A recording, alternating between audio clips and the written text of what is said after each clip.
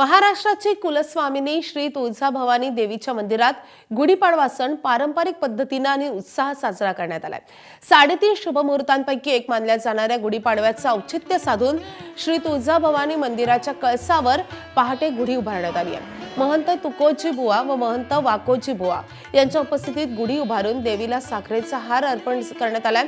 पहाटे देवींची चरणतीर्थ पूजा झाल्यानंतर मंदिराच्या शिखरावर गुढी उभारण्यात आली आहे। गुढीपाडवा हा मराठी नववर्षाचा पहिला सण असल्याने श्री तुळजाभवानी मंदिरात या दिवसाला विशेष महत्त्व असते। दरवर्षीप्रमाणे यंदाही हा सण अतिशय धार्मिक उत्साह, भक्तिभाव आणि पारंपरिक रीतिरिवाजानुसार साजरा झाला आहे।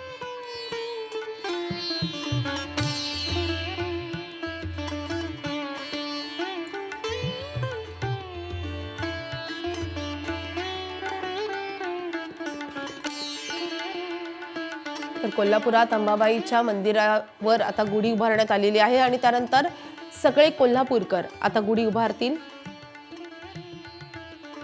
आपण तुळजापूरची दृश्य पाहतोय। खरं तर तुळजापूरच्या तुळजाभवानीला आता मोठ्या उत्साहात तिथे गुढी उभारण्यात आलेली आहे आणि त्यानंतर आता मंदिराच्या कळसावर गुढी उभारून या सोहळ्याचा शुभारंभ झालेला आहे।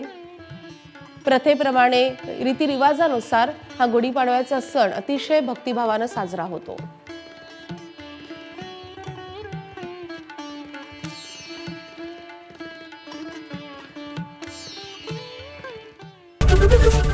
एबीपी माझा, उघडा डोळे बघा नीट।